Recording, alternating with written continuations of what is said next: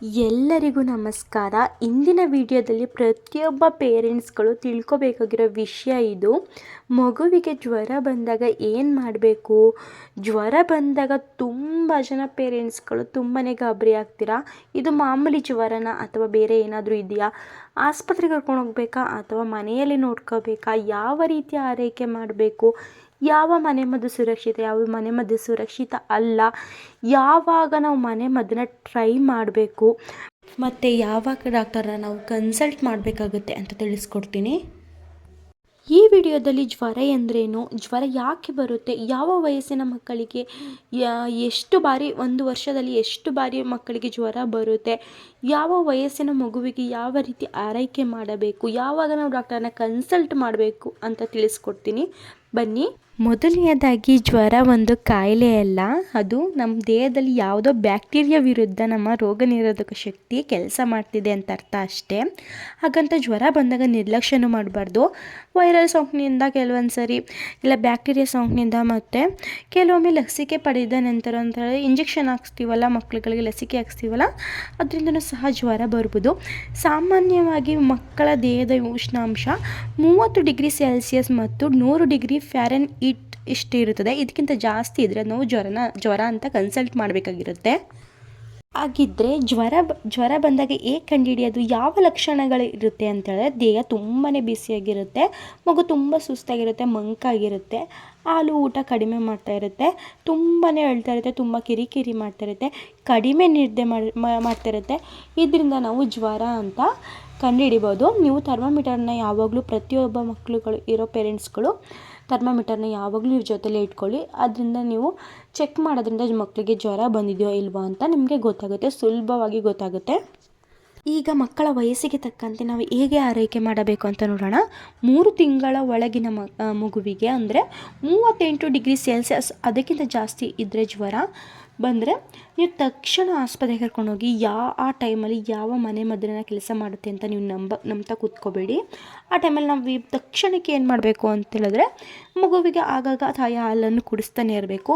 ಮಗುವಿಗೆ ಸಾಫ್ಟ್ ಹತ್ತಿ ಬಟ್ಟೆ ಹಾಕಿ ಥರ್ಮಾಮೀಟರ್ನಿಂದ 2 ಗಂಟೆಗಳಿಗೊಮ್ಮೆ ಟೆಸ್ಟ್ ಮಾಡ್ತಾನೆ ಇರಿ. ಜ್ವರ ಕಮ್ಮಿ ಆಗ್ತಿದೆಯೋ ಇಲ್ಲ ಜಾಸ್ತಿ ಆಗ್ತಿದೆಯೋ ಅಂತ ಅದರಿಂದ ಗೊತ್ತಾಗುತ್ತೆ ನಮಗೆ. ಯಾವುದೇ ಔಷಧಿ ಅಥವಾ ಮನೆಮದ್ದು ಡಾಕ್ಟರ್ ಸಲಹೆ ಇಲ್ಲದೆ ಕೊಡಬೇಡಿ. ಬಟ್ಟೆನ ತೇವ ಮಾಡಿಕೊಂಡು ಆಗಾಗ ಮೈನ ಒರೆಸ್ತಾನೆ ಇರಿ. ಇದರಿಂದ ಮಗುವಿಗೆ ಟೆಂಪ್ರೇಚರ್ ಸ್ವಲ್ಪ ಕಮ್ಮಿ ಆಗ್ಬೋದು. ಇವಾಗ 3 ತಿಂಗಳ ಮೇಲ್ಪಟ್ಟ ಮಕ್ಕಳಿಗೆ ಜ್ವರ ಇದ್ದರೆ, ಮಗು ಹಠ ಮಾಡ್ತಿದ್ರೆ, ಇಲ್ಲಾಂತಂದ್ರೆ ತುಂಬ ಚೆನ್ನಾಗಿ ಆಟ ಆಡ್ತಿದೆ ಅಂತೇಳಿದ್ರೆ, ನೀರು ಅಥವಾ ಹಾಲು ಕುಡಿಯುತ್ತಿದ್ದರೆ ಮನೆಯಲ್ಲಿ ಆರೈಕೆ ಮಾಡಿ. ತುಂಬ ಸುಸ್ತಾಗಿದ್ದರೆ, ಜ್ವರ ಜಾಸ್ತಿ ಇದ್ದರೆ ಡಾಕ್ಟರ್ನ ಕನ್ಸಲ್ಟ್ ಮಾಡಿ. 3 ತಿಂಗಳ ಒಳಗಡೆ ಮಗುವಿಗೆ ವೈರಲ್ ಸೋಂಕಿನಿಂದ ಜ್ವರ ಬರುವುದು ಸಾಮಾನ್ಯವಾಗಿದೆ. ಏನು ಮಾಡಬೇಕು ಅಂತೇಳಿದ್ರೆ, ತಾಯಿ ಹಾಲು ಅಥವಾ ಫಾರ್ಮುಲಾ ಹಾಲನ್ನು ಆಗಾಗ ನೀಡ್ತಾನೆ ಇರಿ. ಮಗು ಆರಾಮಾಗಿ ಮಲಗೋಕ್ಕೆ ಬಿಡಿ. ಸಾಫ್ಟ್ ಆಗಿರೋ ಬಟ್ಟೆ ಹಾಕಿ. ಮಗು ಅಳ್ತಿದ್ರೆ, ಹಾಲು ಕುಡಿತಿಲ್ಲ ಅಂತಂದರೆ ಡಾಕ್ಟರ್ನ ಕನ್ಸಲ್ಟ್ ಮಾಡಿ.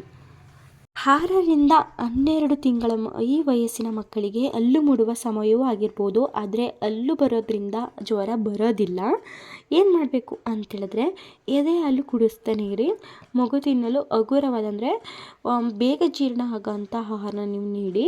ಮಗುವಿಗೆ ಜ್ವರ ಬಂದಾಗ ಆರಾಮಾಗಿದ್ದರೆ ಆತಂಕ ಪಟ್ಕೋಬೇಡಿ. ಆದರೆ ಜ್ವರ 2-3 ದಿನಕ್ಕಿಂತ ಹೆಚ್ಚು ಇದ್ದರೆ ನಾವು ಆಗ ಡಾಕ್ಟರ್ನ ಕನ್ಸಲ್ಟ್ ಮಾಡುವುದು ಉತ್ತಮವಾಗಿರ್ತದೆ. ಇವಾಗ 1ರಿಂದ 5 ವರ್ಷದ ಮಕ್ಕಳಿಗೆ ಈ ವಯಸ್ಸಿನಲ್ಲಿ ಹೊರಗಡೆ ಆಟಾಡೋದ್ರಿಂದ, ಶಾಲೆಗೆ ಜ್ವರ ಹೋಗೋದ್ರಿಂದ ಜ್ವರ ಬೇಗ ಕಾಮನಾಗಿ ಬಂದೇ ಬರುತ್ತೆ. ಏನು ಮಾಡಬೇಕು ಅಂತೇಳಿದ್ರೆ, ನೀರು ಜಾಸ್ತಿ ಕುಡಿಸ್ತಾನೆ ಇರಿ. ಮಗುವಿಗೆ ರೆಸ್ಟ್ ಕೊಡಿ. ಮಗುವಿಗೆ ಹಿಂಸೆಯಿಂದ ಊಟ ಮಾಡಿಸ್ಬೇಡಿ, ಆಟ ಆಡಿಸ್ಬೇಡಿ. ಮಕ್ಕಳಿಗೆ ಆಟ ಆಡಬೇಕು ಅಂತೇಳಿದ್ರೆ ಅವೇ ಆಟ ಆಡ್ತವೆ. ಡಾಕ್ಟರ್ನ ಕನ್ಸಲ್ಟ್ ಇಲ್ಲದೆ ಯಾವುದೇ ಮೆಡಿಷನ್ನ ಕೊಡೋಕೆ ಹೋಗ್ಬೇಡಿ ಮಕ್ಕಳಿಗೆ. ಮಗುವಿಗೆ ಸಾಫ್ಟ್ ಆಗಿರೋ ಬಟ್ಟೆ ಹಾಕಿ, ಸ್ವೆಟರ್, ಟೊಪ್ಪಿ ಹಾಕಿ.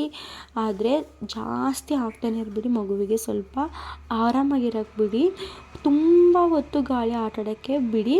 ಅದರಿಂದ ಜ್ವರ ಕಮ್ಮಿ ಆಗ್ಬೋದು. ಮಗುವಿಗೆ ಜ್ವರ ಬಂದಾಗ ಮನೆಯಲ್ಲಿ ಹೇಗೆ ಆರೈಕೆ ಮಾಡಬೇಕು ಅಂದರೆ, ಮನೆ ಮದ್ದು ಏನು ಅಂತ ಹೇಳ್ತೀನಿ ಬನ್ನಿ. ತಾಯಿ ಹಾಲು ಅಥವಾ ನೀರನ್ನು ಹೆಚ್ಚಾಗಿ ಕುಡಿಸ್ಬೇಕು. 6 ತಿಂಗಳ ಒಳಗಿನ ಮಗುವಿಗೆ ಆಗಾಗ ನೀವು ತಾಯಿ ಹಾಲನ್ನ ನೀಡ್ತಾನೆ ಇರಿ. 6 ತಿಂಗಳದ ನಂತರದ ಮಕ್ಕಳಿಗೆ ನೀರು ಅಥವಾ ಸೂಪ್ ನೀಡಿ.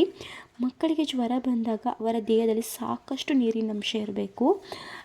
ಅದು ಜ್ವರನ ಕಡಿಮೆ ಮಾಡ್ತದೆ. ಆಗಾಗ ನೀರು ಹಾಲು ಕುಡಿಸೋದು ಬಹಳ ಮುಖ್ಯವಾಗಿರುತ್ತೆ.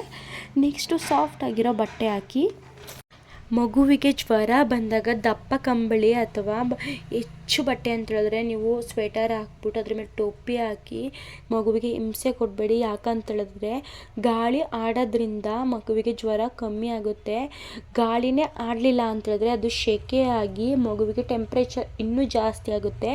ತುಂಬ ಜನ ಪೇರೆಂಟ್ಸ್ಗಳು ಇಲ್ಲೇ ತಪ್ಪು ಮಾಡ್ತೀರಾ. ನೀವು ಮಕ್ಕಳಿಗೆ ಸಾಫ್ಟಾಗಿರೋ ಬಟ್ಟೆ ಹಾಕಿ, ಅಂದರೆ ಬೆಸ್ಟ್ ಅಂತೇಳಿದ್ರೆ ಹತ್ತಿ ಬಟ್ಟೆ ಹಾಕಿ ಮಗು ಮಲಗೋ ರೂಮಲ್ಲೂ ಸಹ ನೀವು ಮಗು ಸ್ವಲ್ಪ ಹೊತ್ತು ಮಲ್ಕೊಳ್ಳುತ್ತೆ ಅನ್ನೋವಾಗಲೇ ನೀವು ಕಿಟಕಿಯನ್ನು ಓಪನ್ ಮಾಡಿ ಸ್ವಲ್ಪ ಗಾಳಿ ಆಗಂಗೆ ಬಿಟ್ಬಿಟ್ಟು ಆಮೇಲೆ ಕ್ಲೋಸ್ ಮಾಡ್ಕೊಳ್ಳಿ. ಇದರಿಂದ ಮಗುಗೆ ಆರಾಮ ಅನಿಸುತ್ತೆ. ಮಗುವಿಗೆ ವಿಶ್ರಾಂತಿ ನೀಡಿ. ಕೆಲವು ಜನ ಪೇರೆಂಟ್ಸ್ಗಳು ಮಗು ಆ್ಯಕ್ಟಿವ್ ಆಗಿದ್ದರೆ ಜ್ವರ ಕಮ್ಮಿ ಆಗುತ್ತೆ, ಆದರೆ ಬಲವಂತವಾಗಿ ಮಗುನ ಆಟ ಆಡ್ಸೋಕ್ಕೆ ಹೋಗಬೇಡಿ.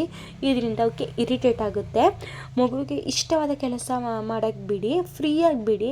ಮಗು ಹಸಿವಾಗಿದ್ದರೆ ಆಹಾರ ನೀಡಿ, ಇಲ್ಲ ಅಂತಂದರೆ ಏನಾದರೂ ಸ್ವಲ್ಪ ತಿನ್ನಿಸಿ. ಅತಿಯಾಗಿ ತಿನ್ಸೋಕ್ಕೆ ಹೋಗಬೇಡಿ. ಮಗು ಚೆನ್ನಾಗಿ ಮಗುನ ಚೆನ್ನಾಗಿ ಮಲಗಿಸಿ.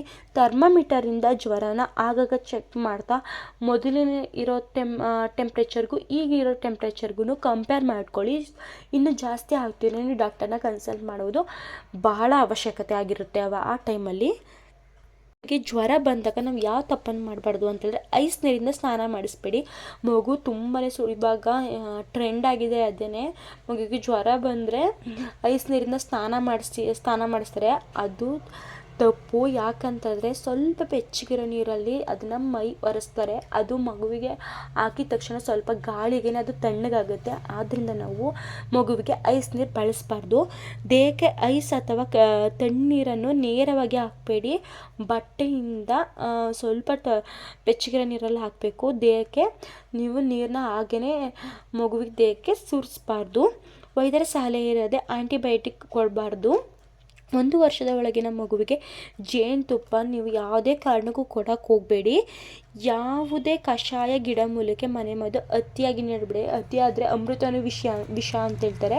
ಅದನ್ನು ನೀವು ಯಾವುದೇ ಮನೆಮದ್ದನ್ನ ಅತಿಯಾಗಿ ಕೊಡೋಕ್ಕೆ ಹೋಗಬೇಡಿ. ಸ್ವಲ್ಪ ಕೊಡಿ. ಮಗುವಿಗೆ ಏನಾದರೂ ಆಗಲಿಲ್ಲ ಅಂತೇಳಿದ್ರೆ, ಅದರಿಂದ ಕಿರಿಕಿರಿ ಆಗಲಿಲ್ಲ ಅಂತೇಳಿದ್ರೆ ನೀವು ಅದನ್ನು ಸ್ವಲ್ಪ ಜಾಸ್ತಿ ಕೊಟ್ಟರೆ ಏನಾಗಲ್ಲ. ಯಾವ ಲಕ್ಷಣ ಇದ್ದರೆ ಡಾಕ್ಟರ್ನ ನಾವು ಕನ್ಸಲ್ಟ್ ಮಾಡಬೇಕಾಗುತ್ತೆ ಅಂತೇಳಿದ್ರೆ, ಮಗು ಹಾಲು ಅಥವಾ ನೀರು ಕುಡಿಯೋದೇ ಇದ್ದಾಗ ಮಗುವಿನ ದೇಹದಲ್ಲಿ ನೀರಿನ ಕೊರತೆ ಕಡಿಮೆ ಇರುತ್ತೆ. ಈ ಲಕ್ಷಣಗಳಿದ್ದರೆ ಮಗುವಿನ ದೇಹದಲ್ಲಿ ನೀರಿನಂಶ ಕಡಿಮೆ ಇದೆ ಅಂತ ಅರ್ಥ. ಬಾಯಿ ಒಣಗಿರುವುದು ಅಥವಾ ಕಣ್ಣೀರು ಬರದೆ ಅಳ್ತಾ ಇರುತ್ತೆ ಮಕ್ಕಳುಗಳು. ಮೂತ್ರ ಕಡಿಮೆ ಮಾಡ್ತಾ ಇರುತ್ತೆ. ಮೂತ್ರ ಕಡಿಮೆ ಮಾಡಿದ್ರು ತುಂಬಾ ಎಲ್ಲೋ ಇಶಾಗಿ ಹೋಗ್ತಾ ಇರುತ್ತೆ. ಮಗು ತುಂಬಾ ದುರ್ಬಲ ಆಗಿರುತ್ತೆ. ಈ ಅಂಶಗಳು ಇದ್ದರೆ ಮಗುವಿನ ದೇಹದಲ್ಲಿ ನೀರಿನಂಶ ಕಡಿಮೆ ಇದೆ ಅಂತ ಅರ್ಥ. ಉಸಿರಾಟದ ತೊಂದರೆ ಅಂತಂದರೆ, ಈ ಉಸಿರಾಟದ ತೊಂದರೆ ಲಕ್ಷಣಗಳು ಹೇಗೆ ಕಂಡುಹಿಡಿಯೋದು ಅಂತೇಳಿದ್ರೆ, ವೇಗವಾಗಿ ಉಸಿರಾಡ್ತಾ ಇರುತ್ತೆ. ಎದೆ ಒಳಗೆ ಕುಸಿಯುವಂತೆ, ಅಂದರೆ ಪಕ್ಕೆ ಚಿಳುಪು ಥರ ಆಗುತ್ತಲ್ಲ ಆ ರೀತಿಯೇ ಪಕ್ಕೆ ತುಂಬಾ ಎಳೀತಾ ಇರುತ್ತೆ. ಉಸಿರಾಡಲು ಕಷ್ಟಪಡ್ತಾ ಇರುತ್ತೆ. ಅದು ತುಟಿ ಅಥವಾ ಮುಖ ನೀಲಿ ಬಣ್ಣಕ್ಕೆ ತಿರುಗಿರುತ್ತೆ. ಮಗು ತುಂಬಾ ಸುಸ್ತಾಗಿದ್ದರೆ ಅಂತೇಳಿದ್ರೆ, ಮಗು ಎಚ್ಚರವಾಗದೆ ಹಾಗೆ ಮಲ್ಕೊಂಡಿದ್ರೆ, ಯಾವಾಗಲೂ ಮಲಗುವುದು ಅಥವಾ ಜಾಸ್ತಿ ಆ್ಯಕ್ಟಿವ್ ಆಗಿಲ್ಲ ಅಂತ ಹೇಳಿದಾಗ ನೀವು ಡಾಕ್ಟರ್ನ ಕನ್ಸಲ್ಟ್ ಮಾಡಬೇಕಾಗುತ್ತೆ. ಸೆಳೆತ ಅಂತ ಹೇಳಿದ್ರೆ ಕೆಲವು ಮಕ್ಕಳಲ್ಲಿ ಜ್ವರ ಬಂದಾಗ ಸೆಳೆತ ಬರ್ಬೋದು. ಅದರಿಂದ ಮಕ್ಕಳನ್ನು ನಾವು ಬೇಗನೆ ಡಾಕ್ಟರ್ನ ಕನ್ಸಲ್ಟ್ ಮಾಡಬೇಕಾಗುತ್ತೆ. ನೀವು ಜ್ವರ ಬಂದಾಗ ನೀವು ಟೆನ್ಷನ್ ಅಂತೂ ಮಾಡ್ಕೊಳ್ಳೋಕೆ ಹೋಗಬೇಡಿ. ಮೊದಲನೇದಾಗಿ ಏನು ಮಾಡಿ ಅಂತೇಳಿದ್ರೆ, ಮೇನ್ ಇಂಪಾರ್ಟೆಂಟಾಗಿ ಏನು ಮಾಡಿ ಅಂತೇಳಿದ್ರೆ, ಮಗುವಿಗೆ ತೆಳ್ಳಗಿರೋ ಬಟ್ಟೆ ಹಾಕಿ ಆಗಾಗ ಅಂದರೆ ಬೆಚ್ಚಗಿರೋ ನೀರಲ್ಲಿ ಬಟ್ಟೆಯಲ್ಲಿ ಆಗಾಗ ಮೈನ ಒರೆಸ್ತಾನೆ ಇರಿ. ಡಾಕ್ಟರ್ ಕೊಟ್ಟಿರೋ ಸಿರಪ್ನ ನೀವು 4 ಗಂಟೆಗಳಿಗೊಮ್ಮೆ ಕುಡಿಸ್ತಾನೆ ಇರಬೇಕು. ನೆಕ್ಸ್ಟು ನೀವು ಮಗುವಿನಿಗೆ ಆರಾಮಾಗಿರೋಕ್ಕೆ ಬಿಡಿ, ವಿಶ್ರಾಂತಿ ಕೊಡಿ. ದಪ್ಪ ಕಂಬಳಿಗಳನ್ನು ಹಾಕಿ ಮಗುವಿಗೆ ಹಿಂಸೆ ಕೊಡೋಕೆ ಹೋಗಬೇಡಿ. ಇದಿಷ್ಟು ಮಗುವಿಗೆ ಜ್ವರ ಬಂದಾಗ ಹೇಗೆ ಆರೈಕೆ ಮಾಡಬೇಕು ಅಂತ ನಾನು ಈ ವಿಡಿಯೋದಲ್ಲಿ ತಿಳಿಸ್ಕೊಟ್ಟಿದ್ದೀನಿ. ಈ ವಿಡಿಯೋ ನಿಮಗೆ ಹೆಲ್ಪ್ಫುಲ್ ಆಗಿದೆ ಅಂತ ತಿಳ್ಕೊತೀನಿ. ಈ ವಿಡಿಯೋ ನಿಮಗೆ ಇಷ್ಟ ಆದರೆ ಲೈಕ್ ಮಾಡಿ, ಶೇರ್ ಮಾಡಿ, ಕಮೆಂಟ್ ಮಾಡಿ. ನನ್ನ ಯೂಟ್ಯೂಬ್ ಚಾನಲನ್ನು ಸಬ್ಸ್ಕ್ರೈಬ್ ಮಾಡೋದನ್ನು ಮರಿಬೇಡಿ. ಹೀಗೆ ನಾನು ಮಗುವಿನ ಬಗ್ಗೆ ಇನ್ನಷ್ಟು ವಿಡಿಯೋನ ಅಪ್ಲೋಡ್ ಮಾಡ್ತೀನಿ. ನಿಮಗೇನಾದರೂ ಡೌಟ್ ಇದ್ದರೆ ಕಮೆಂಟ್ ಮಾಡಿ. ನೆಕ್ಸ್ಟ್ ನಾನು ಯಾವ ವಿಡಿಯೋ ಬಗ್ಗೆ ವಿಡಿಯೋ ಮಾಡಬೇಕು ಅಂತ ನೀವು ಕಮೆಂಟ್ ಸೆಕ್ಷನಲ್ಲಿ ತಿಳಿಸಿ. ನಾನು ಪಕ್ಕಾ ಅದ್ರ ಬಗ್ಗೆ ನಾನು ವಿಡಿಯೋ ಮಾಡಾಕ್ತೀನಿ. Thank you so much. Bye bye.